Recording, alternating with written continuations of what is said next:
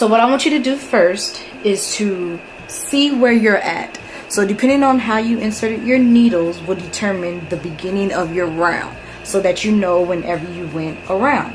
So I know where my cuff is. That's going to be my beginning round. Now I can just put a stitch marker here to let me know that this is my beginning round, or every time I just see this, I know I went around a full round. So that's what I'm going to do. So now all you do is you just insert your yarn or join your yarn as you normally would. So what I do, being that I don't have a string to wrap it around, all I'm doing is I'm taking my yarn and folding it over like a loop, and I'm putting that loop on my needle and I'm just knitting. And now I'm taking both strands of my heel yarn. I'm gonna call it my heel yarn just in case you're not using your contrasting color. I'm taking both strands of my heel yarn and I'm just knitting all the way across. So now what I like to do is knit 3 times, just plain straight knitting around and around 3 times, and then I will begin my decrease round. I just do 3 just to kind of give my foot some room when it's in the sock or in the heel. It's totally up to you. Some people do 1 round and then begin decreasing. Some do 2 rounds. Like I said, do 3. Play with it.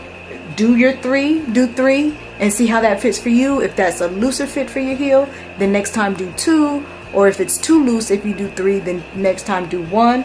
But all I'm going to do is knit 3 rounds and I will meet you back here. Okay, so I'm back and I've went around 3 times, and so what I've done was I've made sure that 32 is on this side and 32 is on this side, and I knitted my 3 rounds, and so now I'm ready to begin the pattern. So it's going to be a 2-row repeat. 1 row is a decrease round, the next row is a knit round, and you just continue that all the way until you get to the end of your stitches. And what I mean by the end of your stitches, so I knit toe up, as everybody knows, so I cast on 10 stitches, okay? And if you don't remember, you can always look at these and just count the stitches across, and I have 10. So I'm gonna keep decreasing and then knitting around until there's 10 stitches on each side. Now if you're doing cuff down, well, even if whether you're doing cuff down or toe up, because you knitted this as a 2, you need to remember how many stitches your toe has. And if you're doing cuff down, then these 2 rows are going to be familiar with you, because that's how you do your toe, where when you're decreasing.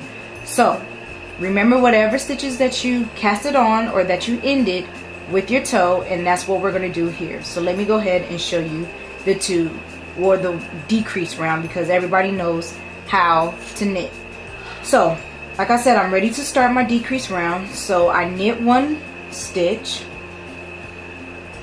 okay, then I slip, and then I knit those 2 together. So it's a slip, slip, knit, and then I knit across until I get to the last 3 stitches. I'm at my last 3 stitches. So what I'm going to do is I'm going to knit 2 together, and then knit 1, and then I turn my work and I just repeat the same thing that I did. Knit 1, slip, slip, knit, get to the last 3 stitches, knit 2 together, knit, and then when I finish this, then I'm going to turn my work, and when I'm back over here, because this is my beginning round, I just knit all the way around for my second row, and I repeat those 2 rows until I'm down to my 10 stitches on each side, or whatever stitches that you guys have for your toe. I will meet you back when I'm done all this round and I'm ready to close my heel. So at this point you should have decreased to 10 stitches on each side and then knitted 1 full round. I began to cut my yarn And now I weaved in a darting needle, and I'm going to show you how to do the Kitchener stitch, which will give you that seamless toe where it doesn't even look like you bind it off. So the trick to this is when you're going, so you know that the front is knit because that's where you're looking. You see your knit side, and then the back you see is purl. That's where you see the purl side. So what you're going to do is you're going to slip this off with your darting needle as if to knit, and then you're going to take that loop off your hook, and then you're going to go into the next stitch on the same needle, and you're going to go through purlwise, and you're going to leave that loop on your needle. Then you're going to come to the back, and because this is purls right here, you see the purl bump, you're going to take your needle or your darting needle and go through purlwise and slip that stitch off, and then you're going to go into the next stitch knitwise and leave that on.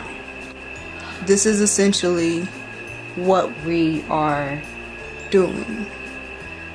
I know with it's being black. Okay, this is essentially what we're making right here. This right there. Now I'm at the point where I just have 2 left, so all I do is just slip this off, and because I don't have another stitch, I don't need to do a purl, and then I slip that off knitwise, and then I slip this off purlwise, and that closes my toe. Can you see that? Closes my heel, and then all I do is just weave in my yarn, and then that is the end of my heel. And so yeah, it'll look like that. And then now all I have to do is just block it, and I am finished with my pair of socks. And so that is how you do the true Afterthought heel. I hope this was helpful for you. I thank you all for watching and staying in tune. And until my next video, bye!